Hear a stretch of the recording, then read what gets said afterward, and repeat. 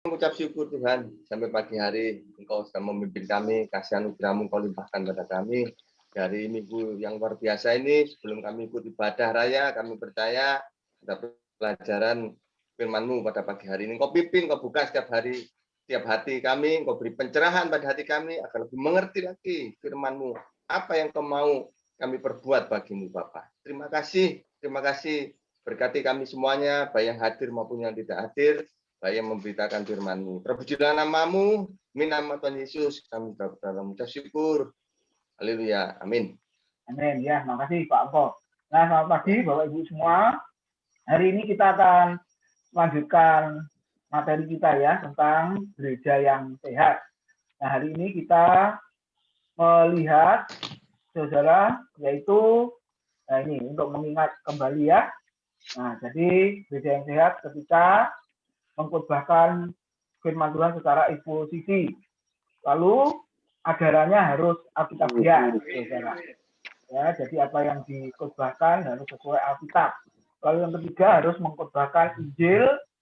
Apa itu Injil? Yang kemarin kita sudah belajar, yaitu kehidupan, kematian, dan kebangkitan Kristus. Jadi pusatnya adalah Kristus, yang diberitakan adalah Kristus. Itu adalah Injil, saudara. Bahkan ketika firman Tuhan diberitakan, maka jemaat itu ya melihatnya bukan firman yang disampaikan oleh hamba Tuhan, dan juga bukan melihat hamba Tuhannya, saudara, tapi melihat Kristus. Nah, saya ingat satu ayat di Injil Lukas, pasal yang keempat. Nah, Bapak Ibu boleh lihat Alkitabnya. Di dalam Injil Lukas pasal 4, ayat yang ke-20 dan 21. Nah, ini ayat yang bisa mendukung bagian Injil ya, saudara. Lihat di situ Lukas 4 ayat 20 sampai 21 dikatakan, kemudian Yesus menutup kitab itu, karena ayat di atasnya Yesus membacakan kitab Yesaya ya, memberikannya kembali kepada pejabat, yaitu ahli-ahli Taurat ya, yang bertugas di rumah ibadat itu. Lalu Yesus duduk, dan perhatikan dikatakan, dan mata semua orang dalam rumah ibadat itu tertuju kepadanya, kepada Tuhan Yesus. Nah, ini saudara ya, khotbah yang luar biasa ya, firman Tuhan yang disampaikan. Respon jemaat itu, saudara, bukan hanya kagum firman Tuhan yang disampaikan bagus, atau kagum kepada hamba Tuhannya yang hebat atau yang terkenal, tapi kita bisa belajar di situ, saudara. Kalau gereja memberitakan firman Tuhan, memberitakan Injil, maka jemaat itu takjubnya, atau dikatakan tadi mata mereka semua tertuju pada Kristus. Artinya apa, saudara? Ketika kita bisa mendengar firman, menerima firman, maka kita bisa melihat Kristus yang adalah cahaya kemuliaan Allah, cahaya kemuliaan Injil itu. Nah, jadi ini gereja yang sehat. Jadi Kristusnya yang diutamakan, Kristusnya yang ditonjolkan, sehingga jemaat bisa menemukan Kristus, mengalami Kristus di setiap ibadah, setiap kelas, Bapak Ibu, ketika firman Tuhan diberitakan. Nah, itu yang sangat penting. Lalu yang keempat, kemarin kita sudah belajar kalau gereja mengajarkan, saudara, tentang konversi. Apa itu? Tentang pertobatan sejati. Jadi pengertian firman, lalu ada perubahan hidup. Jadi pertobatan sejati itu artinya terus-menerus diubah sampai serupa dengan gambaran anaknya Yesus Kristus. Ya. Oke. Lalu hari ini kita melihat tanda yang kelima, pemahaman Alkitab tentang penginjilan. Kalau bisa kita sambung tentang keanggotaan gereja, tanda kelima dan keenam ya. Lalu ketujuh yang akan datang, disiplin gereja yang alkitabiah. Yang kedelapan, perhatian terhadap pemulihan dan pertumbuhan. Lalu yang kesembilan terakhir, ketika gereja menerapkan kepemimpinan, Bapak Ibu, itu gereja yang sehat. Nah, hari ini kita belajar tanda yang kelima, yaitu pemahaman Alkitab tentang penginjilan. Nah, Bapak Ibu, ketika kita mendengar kata penginjil, nah, mana yang sampai lebih cepat ke benak kita? Seorang penjual obat atau orang kudus? Nah, buku Mark Dever itu memberi pendahuluan seperti itu. Jadi kalau kita melihat mendengar istilahnya ya, penginjil menyampaikan firman Tuhan dimanapun berada, saudara, kita lihat ya, kita alami secara langsung maupun di media sosial, Bapak Ibu, khotbah yang begitu banyak ya macamnya disampaikan oleh hamba-hamba Tuhan yang sedemikian rupa, ketika Bapak Ibu menilai, mendengar ya khotbah itu benar-benar mereka menyampaikan firman Tuhan atau ya ini saudara-saudara ya dagangan obat ya, penjual obat istilahnya begitu ya saudara. Nah, mana yang lebih cepat ada di telinga kita saudara. Nah, lalu masalah berikutnya, penginjilan tidak dilakukan adalah sebuah topik yang membingungkan dewasa ini. Ya, mengapa, saudara? Ya, mengapa? Penginjilan kok dikatakan hal atau tema atau topik yang sangat membingungkan. Kalau saudara lihat di situ. Ada yang bisa beri jawaban, saudara? Karena penginjilan identik dengan apa, begitu ya? Oke, Pak Angko kira-kira bisa kasih gambaran kenapa penginjilan kok jadi membingungkan Pak sekarang Pak?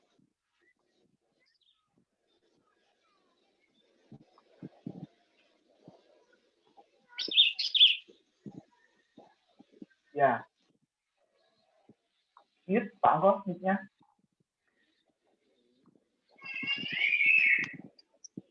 Dengar Pak? Ya, dengar ya. Oke, silakan Pak Angko. Karena kan kalau sesuai dengan firman Tuhan kan pagi. Halo ya. Ya, lanjut Pak. Semua bangsa dalam murid itu berarti kan penginjilan Pak ya. Ya. Karena menjadikan. Loh, kadang kita sendiri yang menginjilkan ini sudah tidak sesuai dengan perintah Tuhan juga. Sering yang saya jumpai seperti itu. Contohnya Pak? Yang menginjilkan sendiri kadang ini Pak ya. Tidak menuruti perintah Tuhan juga. Contohnya seperti apa Pak? Nah, contohnya begini. Contohnya ya yang paling banyak itu kan di gereja Pak ya. Mungkin ya bukan gerejanya kita. Di gereja-gereja itu kan banyak injikan. Banyak orang yang saling sendiri. Jadi saling ibaratnya nari sana nari sini. Padahal banyak yang orang belum percaya itu yang banyak masih mestinya Pak. Oke. Jadi orang percaya itu didoktrin Pak. Didoktrin. Kadang kita ini kalau misalkan tidak tepat menginjilkan di tempat ini Pak ya. Nanti yang datang kan orang dari gereja lain. Nah, itu dari gereja lain itu kadang didoktrin dari gerejanya sendiri. Padahal dari gerejanya sendiri itu tidak makan makanan rohani yang mungkin sesuai dengan imannya, tapi doktrinnya itu yang medeni gitu loh Pak, yang saya jumpai. Doktrinnya kamu jangan sampai keluar dari sini nanti susah kan gitu ya Pak. Contoh itu Pak ya. Oh, ya. Banyak loh yang gitu Pak. Saya sendiri mengalami juga. Kamu keluar dari sini nanti susah itu bukan gitu kan. Nah, penginjilan itu kan harus seperti Yesus itu mestinya Pak. Ya penuh kasih, penuh perhatian, apapun. Loh, kalau harus segalanya dengan segala jeripaya, itu menginjil dengan hati. Kalau menginjilnya cuma kepinginnya kita cuma supaya jemaat banyak toh itu nanti enggak gitu loh Pak. Enggak mengena kadang gitu loh. Nanti jemaat itu riwariwi gitu loh Pak. Ya. Oke, nanti masuk aja gitu Pak ya. Nanti kalau kita cuma untuk quantity nanti riwariwi penginjilannya. Nah, sesuai dengan firman Tuhan yang sebenarnya kan gitu ya. Ini tambahan sedikit aja Pak. Ya, oke. Terima kasih. Jadi Pak Angko melihat penginjilan yang membingungkan itu karena mindahin orang ya Pak ya. Mindahin orang yang sudah percaya Kristus. Nah, apalagi ada ancaman-ancaman itu tadi ya. Betul. Jadi kalau di gereja ini saudara akan diberkati, atau sebaliknya kalau saudara keluar dari gereja ini saudara akan dikutuk. Ya, mungkin begitu ya. Banyak seperti itu kadang. Oke, ya betul. Akhirnya jadi membingungkan. Nah, nanti kita akan lihat tanda yang ke-6, saudara, yaitu tentang keanggotaan gereja ya. Nah, nanti kita pasti akan memikirkan, apalagi kondisi online seperti ini, bagaimana soal kondisi jemaat ya, keanggotaan gereja. Nanti kita akan lihat. Oke, penginjilan yang membingungkan lagi apa, saudara? Diidentikan dengan bakti sosial. Nah, kadang-kadang gereja mengadakan. Nggak salah, harus gereja melakukan. Tapi bakti sosial menolong orang-orang itu, apakah itu termasuk penginjilan, saudara? Nah, itu yang kadang-kadang jadi membingungkan ya. Oke, nah masih banyak Bapak Ibu bisa beri contoh yang lain. Nah, apalagi Bentar. Penginjilan itu kalau kira-kira menurut Pak Tim ya, penginjilan itu harus untuk kira-kira untuk orang percaya atau orang yang belum percaya mestinya? Oke, pertanyaan yang bagus sekali. Penginjilan itu untuk orang yang percaya atau yang belum percaya, saudara. Nah, tujuannya penginjilan ini kan memperkenalkan Injil. Ya, jadi untuk orang yang belum percaya. Kalau sudah percaya, nanti ada tanda berikutnya, yaitu fokus gereja kepada pertumbuhan dan pemuritan. Ya. Nah, jadi dua hal ya, penginjilan dan pemuritan tidak bisa dipisahkan, saudara. Setelah melakukan penginjilan, harus melakukan pemuritan.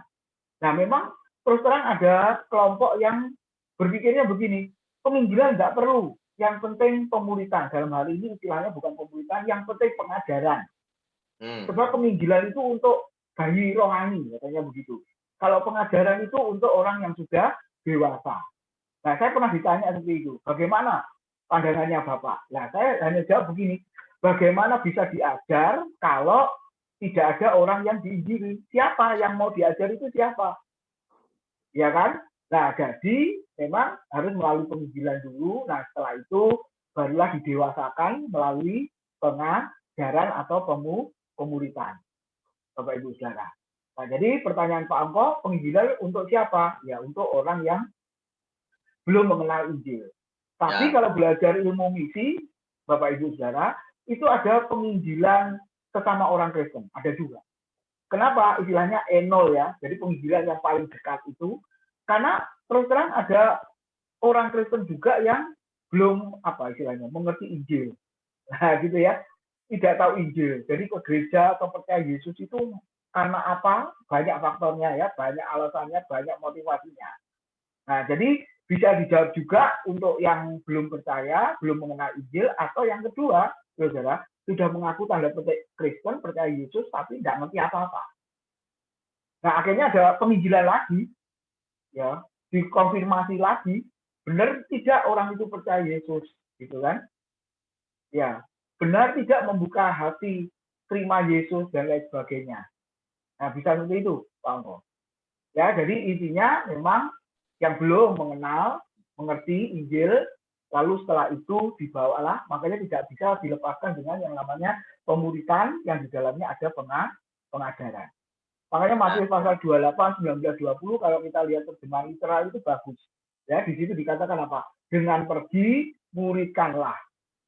Nah, pergi itu kan artinya penginjilan. Lalu setelah itu muridkanlah dengan cara membaptis dan mengajar. Nah, itu terjemahan literalnya bunyinya begitu.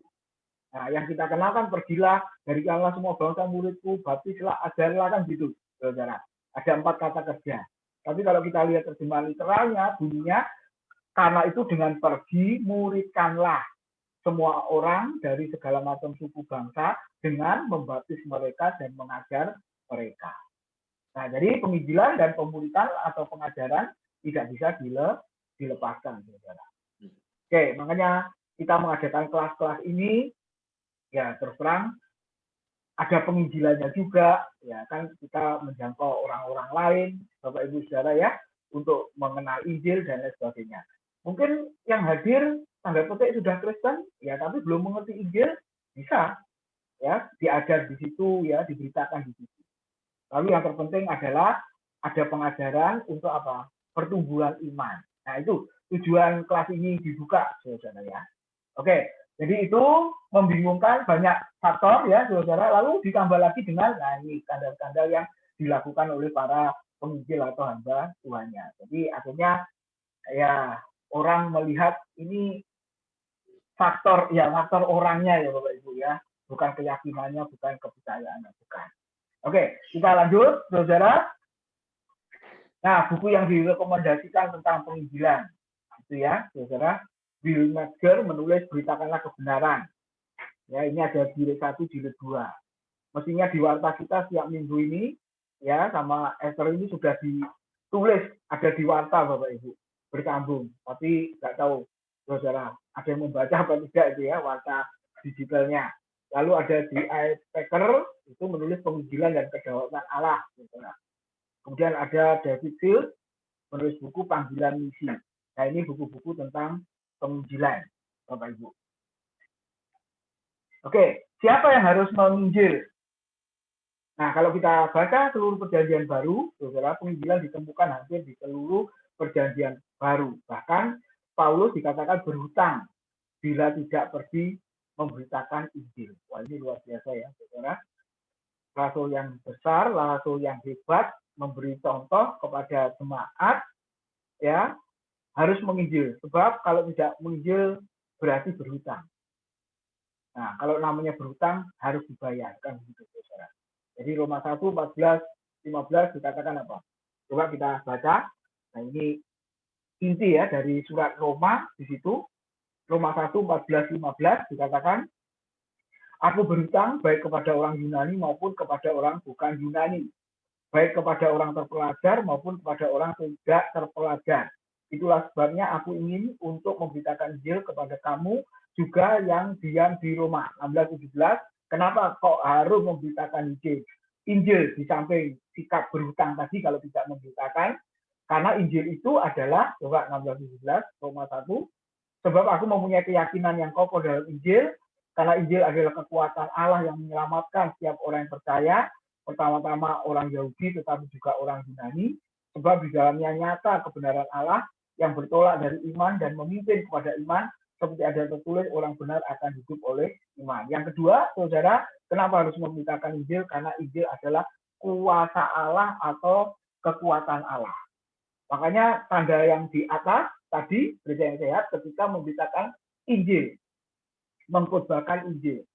Ya, karena Injil itu bicara tentang Kristus yang dikatakan merupakan kekuatan Allah atau kuasa Allah. Kuasa Allah apa? Kekuatan Allah yang menyelamatkan, saudara, ya, yang mengampuni dosa, yang mengubah hidup supaya lebih baik lagi, saudara, perubahan hidup yang terus-menerus yang dikerjakan oleh kuasa Injil, ya, Roh Kudus dan lain sebagainya. Jadi, saudara, kita bisa melihat di situ. Kemudian penginjilan tidak dibatasi hanya bagi Paulus dan semua rasul Yesus saja ya. Nah, perintah Tuhan amanat agung Matius 28 ayat 18 sampai 20 dikatakan semua murid. Memang konteks saat itu adalah para rasul Tuhan Yesus. Tapi karena bentuknya tensisnya adalah terus-menerus saat itu dan berlaku sampai seterusnya, maka setiap orang yang percaya Kristus, yang adalah murid Kristus, juga melakukan tugas penginjilan itu. Jadi siapa yang harus menginjil? Bukan hanya hamba-hamba Tuhan, tetapi kita lihat nih, ya, semua orang percaya menginjili terus-menerus. Jadi siapa yang harus menginjil? Saya dan saudara. Siapa yang harus menginjil? Hamba-hamba Tuhan ya, saudara. Oke, lalu kita lihat berikutnya. Tetapi sebagian orang hari ini bertanya, ya, siapakah yang harus menginjil? Apakah hanya para pengkhotbah saja, saudara? Hamba-hamba Tuhan saja? Atau apakah seminggu sekali di mimbar gereja? Nah, kalau itu yang hadir setiap minggu ya, apa hanya itu saja? Lalu Senin sampai Sabtu bagaimana? Nah, tapi di masa seperti ini kita bisa mendengar Injil setiap saat, setiap waktu, bukan hanya setiap hari lagi, saudara. Setiap saat, setiap waktu. Atau bagaimana, saudara? Oke. Lalu yang kedua, bagaimana kita seharusnya menginjil? Nah, Bapak Ibu lihat ya. Jadi poin pertama, bagaimana caranya menginjil? Yang pertama, ceritakanlah dengan jujur bahwa jika mereka percaya dan bertobat, mereka akan diselamatkan. Tetapi hal itu harus dibayar dengan sangat mahal. Ceritakan dengan jujur bahwa jika mereka percaya dan bertobat, mereka akan diselamatkan, tetapi hal itu harus dibayar dengan mahal. Nah, Bapak Ibu, ini poin penting ya di dalam pemberitaan Injil. Tidak boleh ngomong yang lain, saudara-saudara, kecuali percaya Yesus, dan setelah percaya Yesus ada perubahan dalam hidupnya. Kita lihat, percaya Yesus, kemudian konsekuensinya apa di situ? Pasti berbicara tentang dosa dan kesalahan, saudara. Pertobatan dan pengorbanan. Tetapi, saudara, hari-hari ini kita melihat itu berita yang negatif ya. Sehingga terus terang kan sangat jarang firman Tuhan yang menegur dosa, menegur kesalahan, lalu bicara kembali tentang pertobatan, saudara. Sangat jarang. Mungkin yang dibicarakan sekarang apa? Ya, masalah yang sedang terjadi, tidak salah Bapak Ibu. Memang khotbah harus kontekstual, ya, firman yang diberitakan harus sesuai dengan kondisi zaman, tetapi saudara jangan lupa ada bagian yang sangat penting, saudara. Bukan juga etika moral, nasihat. Nah, seringkali kan kita mendengar istilahnya khotbah-khotbah yang seperti itu. Memang di dalam khotbah ada nasihat, ya, ada juga apa saudara teguran, ya, supaya hidup baik dan lain sebagainya. Tapi ada hal yang sangat penting, yaitu apa saudara? Berita Kristus, harus percaya dan lain sebagainya. Nah, coba kita lihat satu ayat di dalam Kisah Rasul. Nah, ketika Petrus berkhotbah, saudara, maka di situ dikatakan apa? Kisah Rasul pasal yang kedua ayat yang ke-36 sampai dengan yang ke-38 ya. Saya baca, dikatakan, jadi seluruh kaum Israel harus tahu dengan pasti bahwa Allah telah membuat Yesus yang kamu salibkan itu menjadi Tuhan dan Kristus. Ketika mereka mendengar hal itu, hati mereka sangat terharu, lalu mereka bertanya kepada Petrus dan rasul-rasul yang lain. Perhatikan, apakah yang harus kami perbuat, saudara-saudara? Ayat yang ke-38, saudara. Jawab Petrus kepada mereka, bertobatlah dan hendaklah kamu masing-masing memberi dirimu dibaptis dalam nama Yesus Kristus untuk pengampunan dosamu, maka kamu akan menerima karunia Roh Kudus. Nah, arti bertobat itu, saudara, ada dua ya. Ya, yang pertama belum percaya Yesus jadi percaya Yesus. Nah, itu istilahnya bertobat. Nah, ini konteks ini yang dipakai, saudara. Lalu setelah itu apa, saudara? Hidup dalam perubahan terus-menerus. Nah, itu arti yang bertobat. Jadi kita lihat, saudara, penekanan ya di sana. Nah, kenapa saudara dianggap negatif? Karena itu persoalan apa harga diri ya, saudara. Jadi terang untuk menyadari kesalahan, untuk menyadari dosa itu kan pengorbanan yang luar biasa, saudara. Kalau Roh Kudus sudah menjamah, barulah bisa Tuhan buka hati, barulah bisa ada pengakuan tindakan yang seperti itu, saudara. Ya, kita lihat seperti itu. Nah, menurut Alkitab membuat orang sadar akan keadaan mereka yang terhilang dan berdosa adalah bagian dan paket dari memberitakan kabar baik tentang Yesus Kristus. Tadi ayat yang sudah saya baca di dalam halaman 153 dikatakan membuat orang sadar akan keadaan mereka yang terhilang dan berdosa adalah bagian dan paket dari memberitakan kabar baik tentang Yesus Kristus. Yang kemarin kita sudah melihat, jadi memberitakan Injil bukan sekedar memberitakan kamu baik-baik saja, ya, berharap hidupmu baik-baik saja, tidak, saudara. Yang itu kemarin ya, tapi ketika memberitakan Injil, memberitakan kabar baik itu, maka kita bisa melihat di situ, saudara, membuat orang yang mendengar sadar akan dosanya dan setelah sadar ada kemauan yang keras untuk hidup dalam perubahan. Ingat khotbah itu tadi. Jadi yang pertama, beritakan dengan jujur bahwa jika mereka percaya dan bertobat, mereka akan diselamatkan. Kita mengajarkan bahwa berdasarkan naturnya manusia terasing dari Allah, bermusuhan dengan Dia. Nah, ini kondisi orang yang berdosa. Kita harus jujur tentang hal itu. Hal itu mungkin tidak enak untuk dikatakan, tetapi hal itu benar dan karenanya dapat dipercaya. Menahan bagian-bagian yang penting dan tidak enak dari kebenaran sama dengan menipu. Jadi saudara, yang memberitakan Injil tidak boleh menyembunyikan hal-hal yang seperti itu.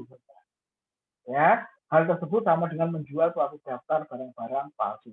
Nah, dan kalau kita lihat bagaimana dengan isi Injil masa kini, bukankah memberitakan hal-hal yang memuaskan keinginan telinga pendengar? Nah, Bapak Ibu, ini selalu apa istilahnya, ada ya pergumulan begitu ya. Memberitakan kebenaran dengan resiko ya menyakitkan dan resiko tidak disenangi. Atau sebaliknya, memberitakan ya hal-hal yang istilahnya memuaskan keinginan telinga, ya banyak pengikutnya, saudara, dan itu yang disenangi. Yang mana? Tapi kalau kita melihat bagian ini, saudara, kita boleh belajar kembali bahwa Injil berhubungan dengan dosa, berhubungan dengan pertobatan. perubahan hidup dari orang-orang itu supaya seperti yang dikatakan oleh Alkitab, seperti yang diperintahkan oleh Kristus. Sudah percaya Yesus, lalu hidup dalam perubahan, saudara, kemudian pengakuan, dan pastilah Tuhan akan mengampuni, ya, begitu. Oke, berita keselamatan adalah berita yang mendesak, ya, 2 Korintus 6 ayat 1 dan 2. Makanya di situ dikatakan apa, saudara? Hari ini adalah hari penyelamatan itu. Jangan keraskan hatimu, ya, seperti yang dilakukan oleh orang-orang Israel ketika ada di padang gurun. Paulus menuliskan seperti itu, ya. Jadi boleh dikatakan mendesaknya apa? Ya, hari ini. Kesempatannya sekarang, jangan ditunda-tunda. Ya, sepertinya begitu, saudara. Ada jenis orang yang selalu menunda-nunda, betul ya.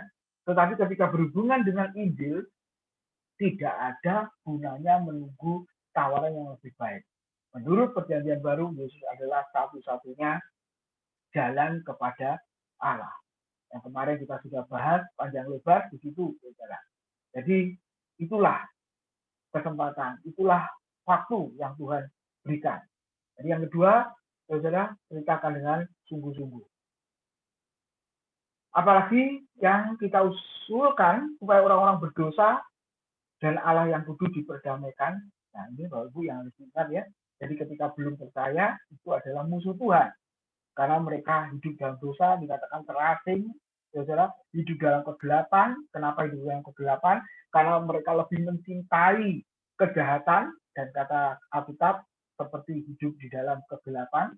Perang itu sudah datang, yaitu Kristus, saudara, tapi mereka lebih menyukai kegelapan, kata Alkitab.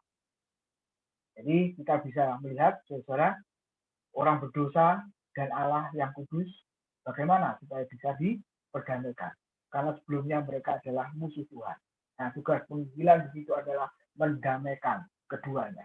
Tidak ada jalan lain selain Kristus. Dan jika Kristus adalah satu-satunya jalan, maka buat apa kita menunggu? Seperti peringatan dari Alkitab, saudara, pada hari ini jika kamu mendengarkan suaranya, ya, janganlah keraskan hatimu. Janganlah keraskan hatimu.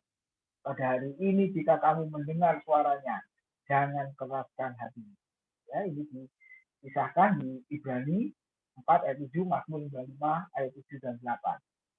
Ketika orang Israel ada di padang gurun, dengar firman, tapi mereka tetap keraskan hati. Musa berbicara pada orang Israel, mereka keras hati, ya, saudara, dan akhirnya mereka binasa di padang gurun, seperti itu. Nah, Yesus mendesak dalam ajarannya.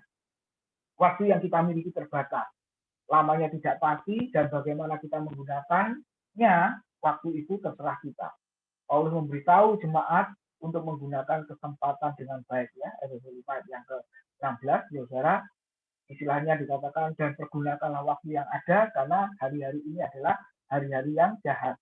Ya, terjemahan bahasa Yunani-nya dikatakan ex agorazo, tebuslah, ya, waktu itu, atau boronglah waktu itu. Seolah-olah sudah tidak ada waktu lagi, seolah-olah tidak ada kesempatan lagi, saudara.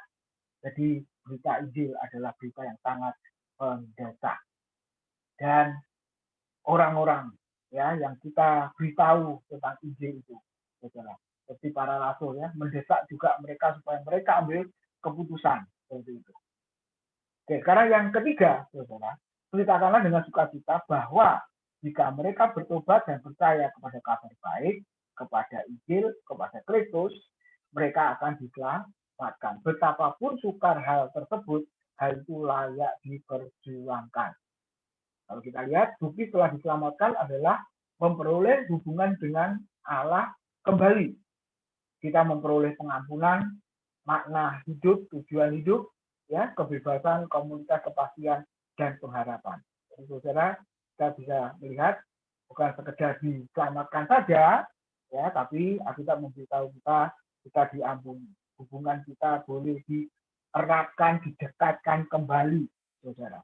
Dan yang terpenting adalah memiliki pengharapan di dalam Kristus. Lalu yang keempat, ini yang penting, saudara, cara menginjil, pakailah Alkitab.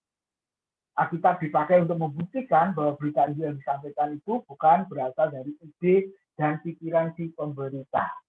Benar, ya, Bapak Ibu Saudara? Kalau kita lihat, makanya bacaan Alkitabnya masih rutin, sampai hari ini, saudara, ya, Injil yang diberitakan, yang disampaikan bukan berasal dari ide atau pikiran yang menyampaikan, tapi semuanya berasal dari firman Tuhan. Contoh, Bapak Ibu, Filipus memberitahu tidak Ethiopia ya dengan perjanjian lama untuk menjelaskan tentang Kristus. Kisah Rasul pasal 8 nanti dibaca ya, saudara.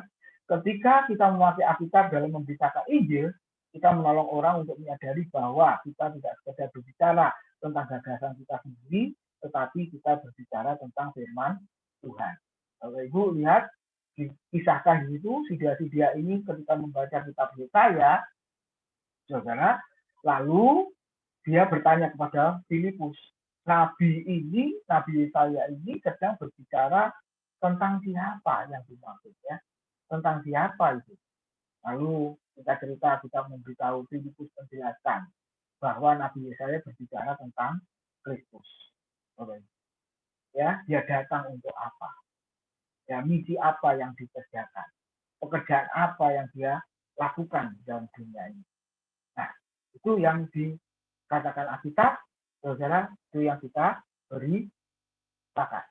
Lalu sedikit lagi bagian ini, yang kelima, di dalam menginjil itu sadarlah bahwa kehidupan orang Kristen secara individu dan gereja sebagai keseluruhan adalah suatu bagian yang sentral dari penginjilan. Apa maksudnya, saudara? Jadi fungsi terang, fungsi garam itu boleh dirasakan, saudara, oleh orang lain. Ya, makanya tanda yang keenam nanti akan dibahas, yaitu menjadi anggota suatu gereja lokal itu sangat penting. Ya, jadi yang kelima kita boleh melihat fungsi garam, fungsi terang sebagai orang percaya ya. Maka Filipi pasal 2 mengatakan apa? Tetaplah jadi terang seperti bintang-bintang di dunia di tengah angkatan yang jahat dan yang sesat ini katanya ya, yang bengkok hatinya. Filipi pasal 2 mengatakan seperti itu. Dimanapun saudara-saudara berada, ya keberadaan orang percaya atau gereja itu, kalau kita lihat, kalau menjadi berfungsi terang, ya berfungsi garam, benar-benar orang akan melihat, dunia akan melihat bahwa itulah gereja yang sejati, itulah bagian yang terpenting dari penginjilan. Ingatlah untuk berdoa, menyadari bahwa keselamatan itu adalah murni karya Tuhan.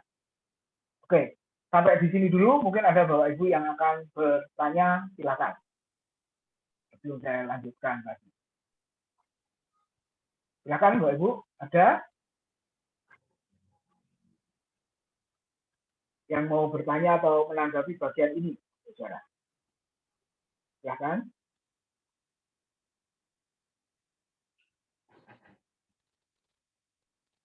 Ya, silakan Bapak Ibu.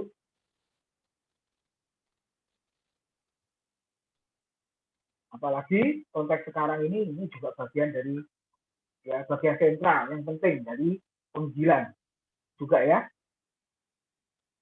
Oke, ada Bapak Ibu?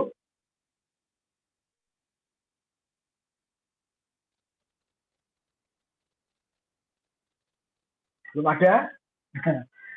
Oke, saya lanjutkan kalau belum ada.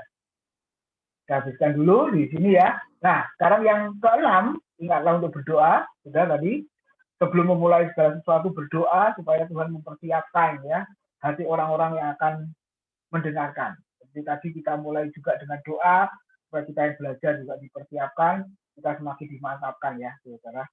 Dan menyadari bahwa keselamatan itu adalah murni karya Tuhan dan bukan karya kita. Tugas kita hanya menyampaikan, memberitakan.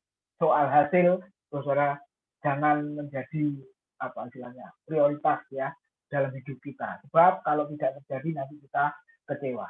Nah, dari gambar ilustrasi ini Bapak Ibu bisa lihat ya, begitu banyaknya orang yang akan menuju kepada jurang kebinasaan. Jurang kebinasaan. Tetapi kita boleh lihat ada salib Kristus yang harus ditinggikan, Kristus yang harus diberitakan sebagai jembatan ya supaya mereka bisa sampai ke sana bersama dengan Kristus.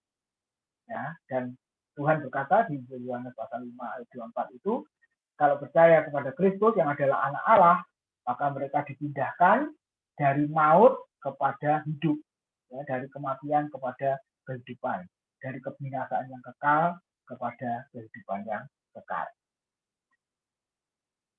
Oke, bagian berikutnya apakah penginjilan itu?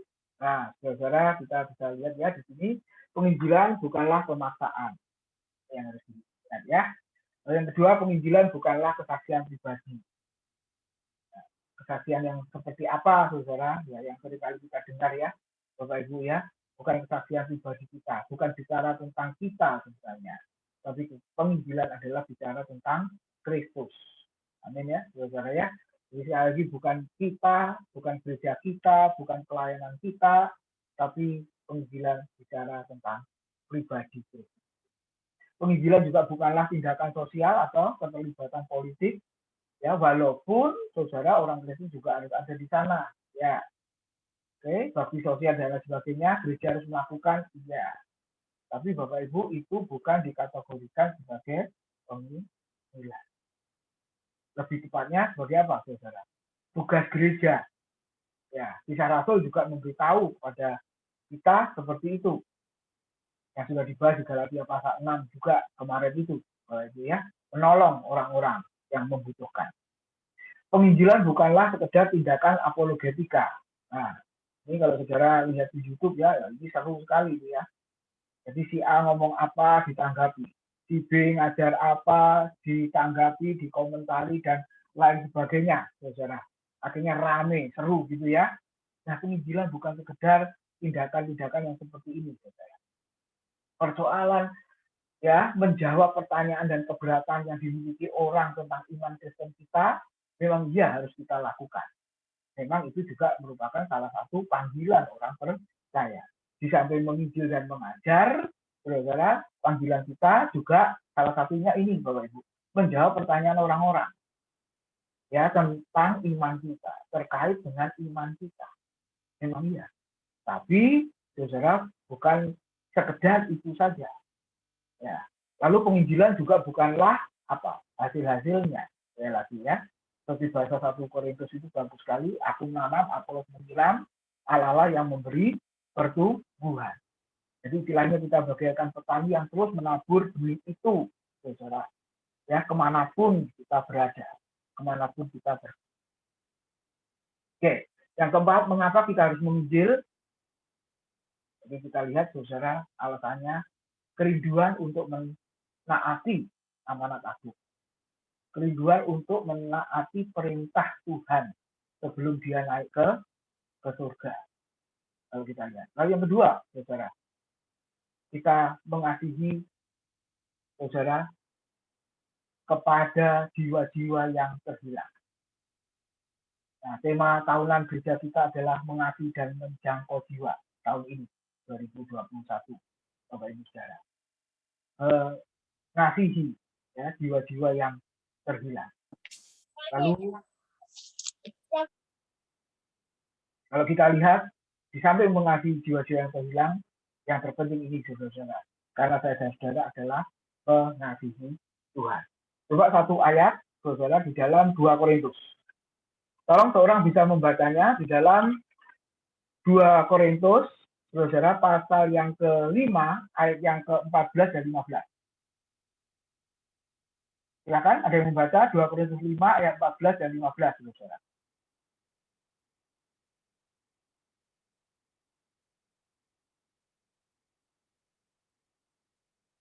Ya, ada yang berkenan mau membacanya? Bisa 2 Korintus 5, ayat 14 dan 15. 14-15. Ya, sebab kasih Kristus yang mengerti kami, karena kami telah mengerti bahwa jika satu orang sudah mati untuk semua orang, maka mereka semua sudah mati. 15. Dan Kristus telah mati untuk semua orang, supaya mereka yang hidup tidak lagi hidup untuk dirinya sendiri, tetapi untuk Dia yang telah mati dan telah dibangkitkan untuk mereka. Amin. Ya, makasih, Bang. Jadi saudara, Paulus ya berkata sebab kasih Kristus yang telah menguasai kami. Karena tadinya dia orang berdosa, ya, lalu dikasih Tuhan dan bisa percaya Tuhan, Lalu motivasi kasih itulah yang membuat akhirnya Paulus dan rekan-rekan orang Kristen yang lain menginjil, memberitakan firman Tuhan. Oke, itu tanda yang kelima, saudara, yaitu tentang penginjilan. Ya, gereja yang menekankan, mengajarkan, mempraktekkan penginjilan. Silakan, Bapak Ibu, ada yang mau bertanya, ya, atau menanggapi dan menambahkan dan lain sebagainya. Silakan. Ya Pak Tim, Ya. memang penginjilan ini sangat penting ya kan, sehingga Rasul Paulus berkata bahwa celakalah aku jika aku tidak memberitakan Injil. Kadang banyak kesulitan, memang kita setiap hari sikap hati, pikiran itu sangat penting di sekitar kita. Kalau setiap orang kan mau menginjili tentang Kristus. Nah, yang paling utama penting nanti kalau menginjil itu Pak Trim ya. Pertanyaannya lah tentang Allah Tritunggal. Sudah itu mesti kembalinya ke itu Pak Trim. Kok bisa ada Roh Kudus, kok bisa ada anak Bapak, lah itu. Nah, itu doktrin itu yang sangat penting kita pahami supaya nanti ujung-ujungnya mesti ke situ. Di luar kekristenan itu Pak Din. Itu saya tambah sedikit itu aja supaya itu doktrin itu yang harus penting kita pahami benar Allah Tritunggal itu. Itu aja masukan dari saya. Terima kasih. Ya, oke, makasih Pak Angko. Nah, yang lalu ya Pak Angko nggak hadir ya. Yang lalu kita sudah membahas tentang teologi yang alkitabiah. Ya, jadi tanda gereja yang kedua, atau yang ketiga itu ya, kita mundur ke belakang. Jadi gereja harus mengajarkan teologi yang alkitabiah. Ya, salah satu bagian adalah Allah Tritunggal yang betul. Ya, tapi untuk di awal ya jangan sampaikan Allah Tritunggal dulu. Jadi sampaikan siapa Kristus. Ya, itu nanti di bagian apologetika. Karena para rasul pun, saudara, kalau kita lihat kisah Rasul pasal 2 saja contohnya. Ketika Petrus berkhotbah kepada 3.000 jiwa, Petrus kan tidak menjelaskan tentang Allah Tritunggal, tapi dia menjelaskan tentang siapa Kristus, ya, sampai dikatakan Petrus mengatakan mengkhotbahkan apa? Ya, aku menyampaikan Kristus yang dari Nazaret itu. Yesus yang dari Nazaret. Artinya apa? Yesus yang telah mati, yang dari Nazaret, yang satu-satunya yang telah mati dan bangkit. Ya, mungkin nama Yesus dimiliki oleh beberapa orang pada masa itu. Tapi yang dari Nazaret, ya satu orang itu yang telah mati, ya bukan dihukum mati karena dosa dan kejahatannya, ya tapi karena kebenaran, saudara. Lalu setelah mati pada hari yang ketiga dia bangkit, ya sudah dikubur, kuburnya sudah dijaga. Ini kan satu-satunya orang itu. Kalau yang lain mati, kuburan nggak dijaga, saudara. Tapi khusus Kristus mati, kuburan dijaga.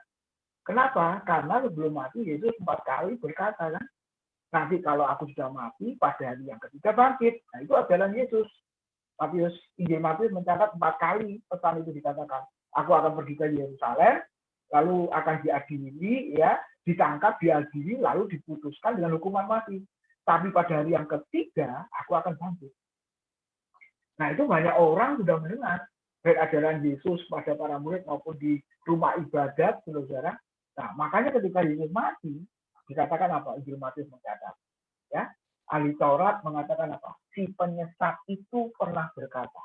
Si penyesat itu telah mengajarkan pada hari yang ketiga akan bangkit. Jadi, ya, jaga kubur itu supaya apa?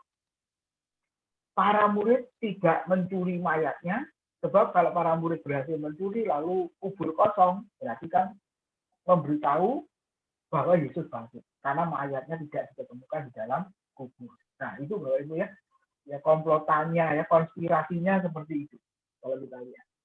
Nah biarlah apa izinkan untuk dijaga, jangan kita mengatakan apa saudara, malaikat dari surga ya membuka pintu kubur itu dan Yesus bangkit dikatakan.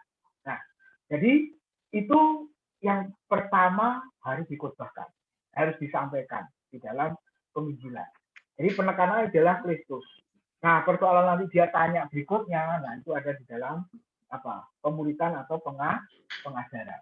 Betul, jadi harus kita kuasai karena sekarang, nah ini kasihan ya, di sosial media itu ada orang Kristen, saudara, ya baru. Tapi dia masuk kelompok, ya istilahnya apa, oneness itu. Nah, saya lagi nonton juga, saya lagi pelajari, aduh kasihan ini orang Kristen ya. Masuk ke kelompok oneness, ya ajarannya apa? Ya Allah itu ya Yesus itu. Jadi Bapak itu ya Yesus, ya anak itu ya Yesus, Roh Kudus ya Yesus. Terus ya. Nah, kenapa alasannya kok Roh Kudus dan Yesus? Ingat, itu argumentasinya mereka. Ketika amanat agung, Yesus mengatakan apa? Ingatlah, aku menyertai kamu sampai kepada akhir zaman. Loh, yang menyertai sampai akhir zaman apa? Bukankah setelah Yesus mengatakan itu dia naik ke surga? Makanya Alkitab mengatakan apa? Yang dicurahkan dari surga setelah Yesus naik ke surga adalah Roh Kudus. Nah, jadi perkataan Yesus itu mengandung arti Yesus ya sama dengan Roh Kudus. Nah, Bapak Ibu, itu loh. Jadi, kalau kita lihat, saudara, kalau tidak dimengerti dengan baik, ya akan masuk ke sana. Padahal kan, ya, padahal bukan.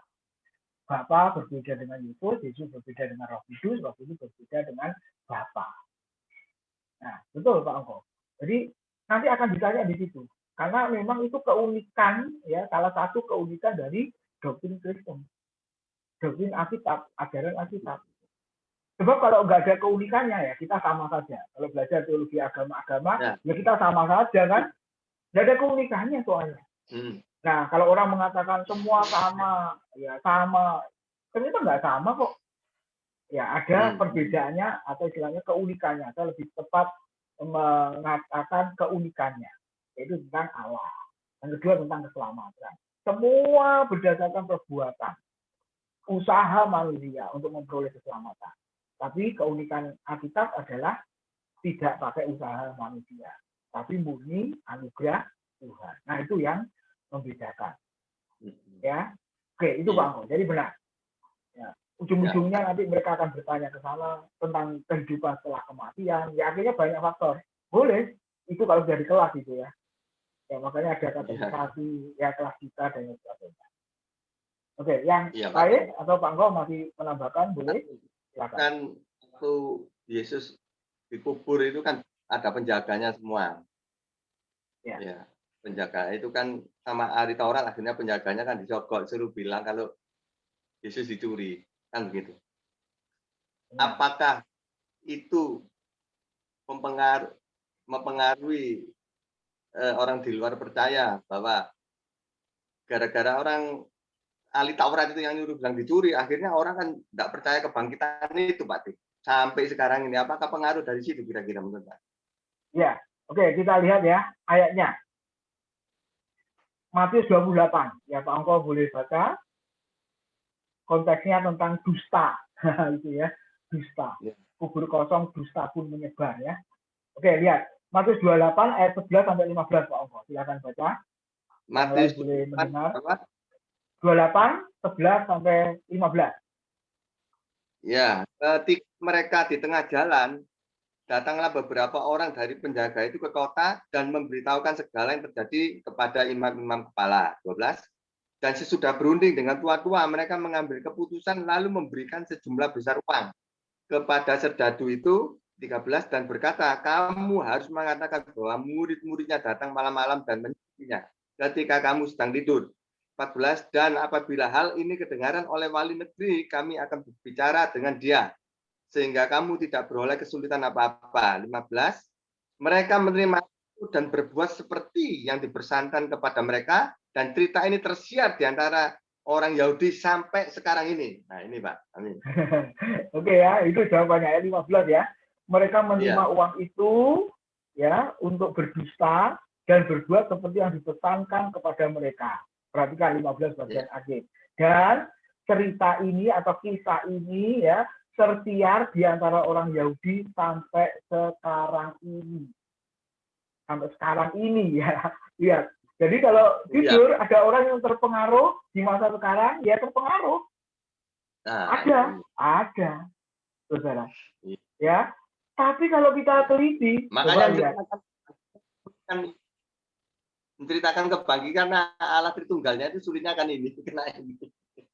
Iya. Mungkin pengaruh ini ya Pak ya. Ya, betul. Jadi pengaruh ini. Jadi dustanya itu zaman itu ya, abad pertama sampai sekarang ya, sampai sekarang. Betul, karena ada yang mempercayai Yesus tidak apa istilahnya tidak bangkit, ya dia mati.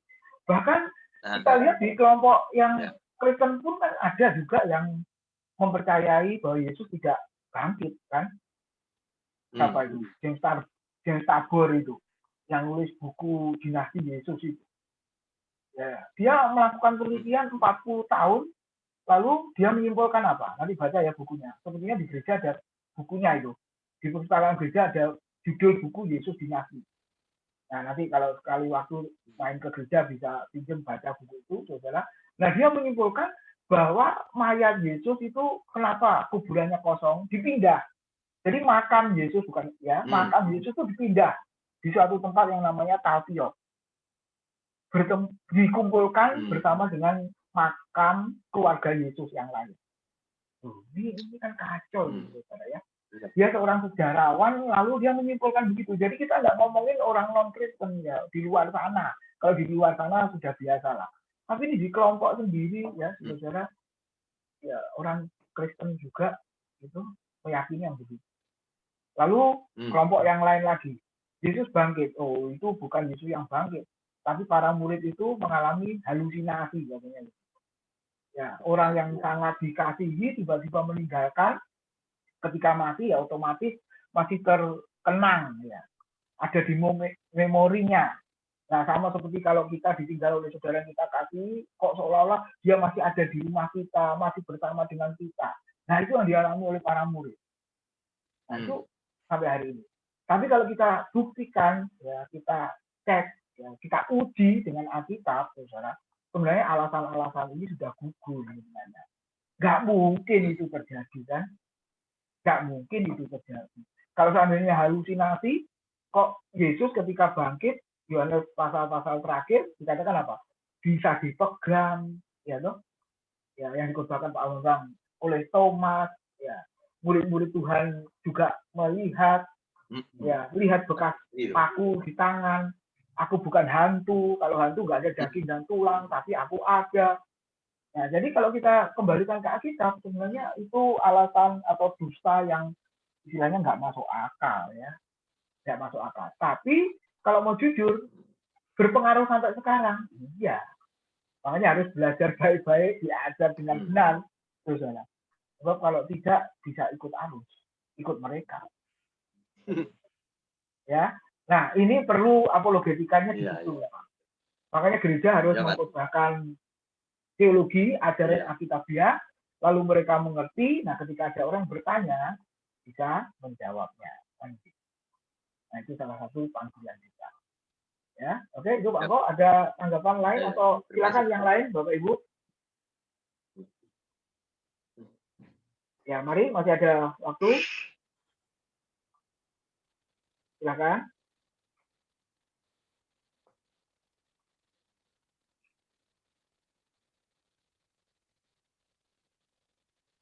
Ya Pak Fendi, Bu Yena, Pak Burhan, Bu Emi, Bu Sri, Pak Indrawan, Bu Trianisi. Pak Tim, kalau KKR Kebangunan Rohani itu definisinya itu penginjilan atau apa Pak? Gitu Pak. Adalah KKR sekarang adalah berubah motivasi Pak ya. Coba Bapak bisa terangkan gitu mengenai KKR ya. Karena sering dulu KKR begitu Pak. Terima kasih. Ya, terima kasih. KKR singkatannya apa? Kebaktian Kebangunan Rohani. Ya, kan sesuai dengan namanya ya, kebaktian kebangunan rohani. Jadi artinya tujuannya diadakan KKR itu adalah membangunkan rohani, membangkitkan rohani. Kenapa rohani perlu dibangunkan? Kenapa rohani perlu dibangkitkan? Ya, coba Efesus pasal yang kedua itu ayat 1, saudara. Dikatakan apa? Efesus pasal 2 ayat yang pertama. Dikatakan kamu dahulu sudah mati karena pelanggaran-pelanggaran dan dosa-dosamu. Jadi rohani yang mati, rohani yang tidur, nah, Itu ya. Kalau dari perspektifnya Paulus, saudara, karena dosa dan pelanggaran itu di mata Tuhan bagaikan manusia yang memiliki kerohanian yang mati atau tidur. Nah, ini perlu dibangunkan, perlu dibangkitkan. Makanya diadakanlah kebangunan rohani. Oke, kalau kita lihat di Alkitab, Perjanjian Baru, siapa yang memulai kebangunan rohani itu? Yohanes Pembaptis. Ya kan? Di Injil Matius itu, saudara, di awal pasal 3 ya, Yohanes Pembaptis tampil dan dia berkhotbah di padang gurun ya kepada orang yang lewat lalu lalang ya, banyak orang di situ, dia berkhotbah, bertobatlah sebab kerajaan surga sudah dekat. Nah, arti bertobat ada dua hal di situ, percaya kepada Kristus yang setelah dia sudah ada sebelum aku mempersiapkan jalan baginya. Nanti ketika dia datang, aku membuka tali kasutnya pun aku nggak layak, aku akan membungkuk dan membuka tali kasutnya pun aku nggak layak. Dia harus makin besar, aku makin berkurang-kurang. Itu ya, jadi percaya kepada dia. Dan yang kedua apa? Hidup dalam pertobatan atau perubahan. Akhirnya Lukas mencatat, kan berhasil di situ. Serdadu Romawi datang kepada Yohanes, bagaimana aku ini?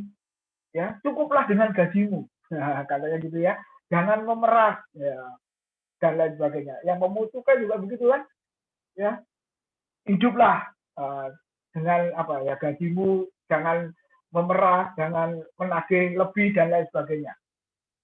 Kalau ada satu orang yang punya dua baju, bagikan baju yang lain kepada orang yang tidak memilikinya. Jadi artinya ada perubahan. Nah itu KKR terjadi. Lalu Yesus juga dia mengkhotbahkan seperti yang dikhotbahkan Yohanes Pembaptis, bertobatlah sebab kerajaan surga sudah dekat.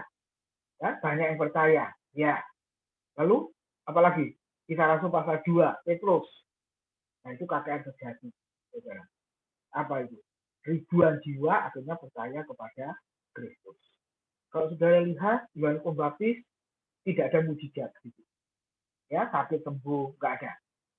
Yohanes pasal 10 jelas di situ mencatat ya, Yesus melakukan mujizat, tapi Yohanes Pembaptis satu kali pun tidak pernah melakukan mujizat. Tapi ada mujizat yang dikerjakan Tuhan melalui Yohanes Pembaptis. Apakah itu? Pertobatan jiwa-jiwa. Perubahan hati. Ya. Hati yang terbuka itu karya siapa? Karya Roh Kudus kan? Karena Allah yang membuka hatinya. Nah ini sebenarnya kan mujizat sebenarnya yang benar-benar dikerjakan oleh Tuhan, di mana orang tidak bisa mencontoh mujizat yang jadi ini. Kalau sudah sakit sembuh ya, mujizatan ya, yang lain bisa kan, seperti itu. Petrus juga ketika berkhotbah juga tidak ada mujizat kesembuhan dan lain sebagainya. Tapi saudara lihat ribuan jiwa percaya. Nah itu sebenarnya merupakan mujizat. Nah, kalau ditanya kondisi sekarang seperti itu, saudara ya bingung ya. Bingung menjawabnya dalam arti apa? Apakah itu tujuannya menarik banyak orang datang, saudara? Ya tujuannya kan di sana ya, Pak Indrawan ya. Supaya yang lain datang, bagaimana supaya mereka banyak yang datang? Nah, dengan iming-iming tanda petik. Makanya ada satu judul buku dengan judul Stop Iming-iming, saudara ya. Jadi gereja nggak boleh memberikan iming-iming, pengkhotbah tidak boleh memberikan iming-iming, kecuali satu yaitu Kristus. Ya, kalau boleh dilihat, ya kenapa konteks KKR sekarang kok ada yang begitu? Ya, iming-iming Pak, ya, supaya banyak orang datang kepadanya. Gitu. Kalau ditulis besar-besar di baliho kesembuhan ilahi ya, yang datang kan diharapkan banyak yang sakit yang datang. Seperti itu ya. Nah, kalau tidak ditulis, ya berarti kita berharap yang datang itu yang sehat-sehat, Pak. Ya gitu ya. Bisa menjadi kesaksian, bisa juga kesembuhan, bisa juga. Ya. Tapi kalau kita lihat kan harus dibuktikan, saudara. Tim dokter, tim medis ya, kalau perlu ada semua di situ. Benar enggak yang bersangkutan ini benar-benar sembuh? Nah itu yang kadang-kadang tidak dilakukan. Makanya di media sosial itu kan dikritisi yang seperti itu. Mengadakan kesembuhan boleh, tapi harus ada dokter yang ada di sampingnya untuk ya saat itu ya untuk menguji benar-benar sembuh apa tidak, kan seperti itu. Gitu Pak. Ya Pak, terima kasih. Ya. Ya Pak Tim, ini kan sedikit ya, tambahin Pak Hendra tadi. KKR itu kan sebenarnya pengertian pembangunan rohani. Itu sebenarnya kan untuk internal orang Kristen mestinya apa? Untuk non Kristen, karena kan yang datang non Kristen kan sedikit Pak Tim. Biasanya gitu ya? datang kan sedikit yang non Kristen. Oke. Iya kan. Jadi kalau untuk orang Kristen sendiri Pak Tim, seharusnya kan nggak usah KKR, kita kan punya iman. Orang percaya kan punya iman. Harusnya kan bisa berdoa, bisa sembuh tanpa KKR kan begitu. Nah, kira-kira tujuannya untuk apa? Iya, betul ya. Jadi bagi orang Kristen setiap hari itu sudah KKR.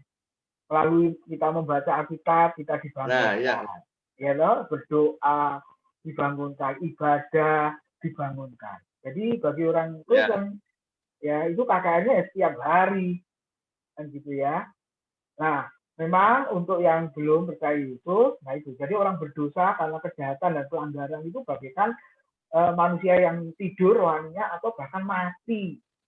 Tadi Efesus pasal 2 ayat 1 ya. Makanya perlu dibangkitkan, perlu dibangunkan oleh kuasa firman dan Roh Kudus. Betul. Jadi harusnya untuk mereka. Jadi itu ya. Oke. Ya, jadi tapi kenyataannya memang yang datang akhirnya banyak yang orang sudah percaya Kristus ya. ya nggak apa-apa, masa dilarang. Ya, supaya rohaninya juga lebih dibangkitkan, dibangunkan lagi, mungkin begitu, saudara.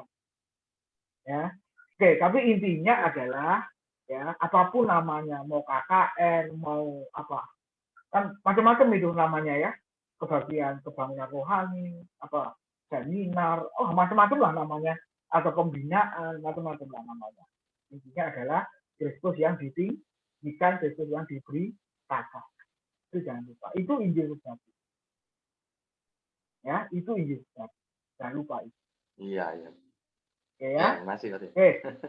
Nah, satu lagi, Bapak Ibu, silakan kalau ada yang mau bertanya atau menanggapi, masih ada kurang lebih 5 menit waktunya. Silakan kalau ada, Bapak Ibu.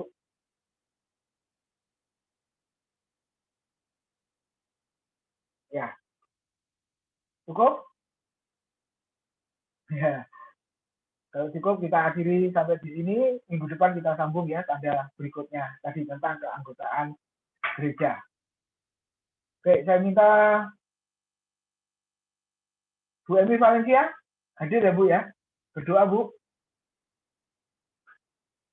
Bersyukur buat kelas kita. Bu Emi Valencia ada?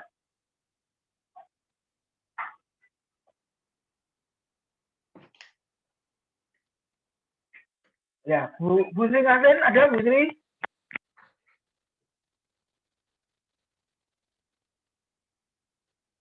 Bu Jena, saya panggil satu-satu aja. Masih ada Pak. Oh ya, Bu Sri berdoa Bu.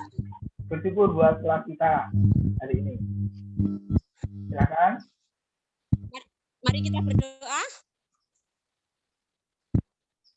Kami bersyukur Bapak untuk kebaikan, kemurahan, kasih, dan kesetiaan-Mu yang selalu Engkau nyatakan di dalam hidup kami. Sampai saat ini kami bersyukur untuk pembelajaran pagi ini yang telah Engkau berikan melalui Pak Tim. Biarlah pembelajaran pagi ini dapat membawa kami untuk semakin mengenal siapa Kristus, dan bukan hanya itu, namun memampukan kami untuk melakukan apa yang Kau kehendaki di dalam hidup kami, yaitu memberitakan Injil-Mu kepada orang-orang yang ada di sekitar kami yang belum mengenal-Mu. Terima kasih Tuhan, kiranya Engkau akan terus menolong dan memberkati kami, memberikan kekuatan kepada kami untuk melakukannya di dalam hidup kami, agar pembelajaran ini bukan hanya sekedar untuk konsumsi otak kami. Terima kasih Tuhan, kami serahkan juga untuk acara selanjutnya, yaitu ibadah yang akan dilakukan nanti pada pukul 9. Kiranya Tuhan juga akan terus menolong, memberkati, dan sekali lagi membuat kami, para jemaat, menjadi semakin serupa dengan Kristus yang menjadi tujuan kami sebagai anak-anak Tuhan. Terima kasih Tuhan, kami serahkan doa dan permohonan kami yang jauh dari sempurna ini.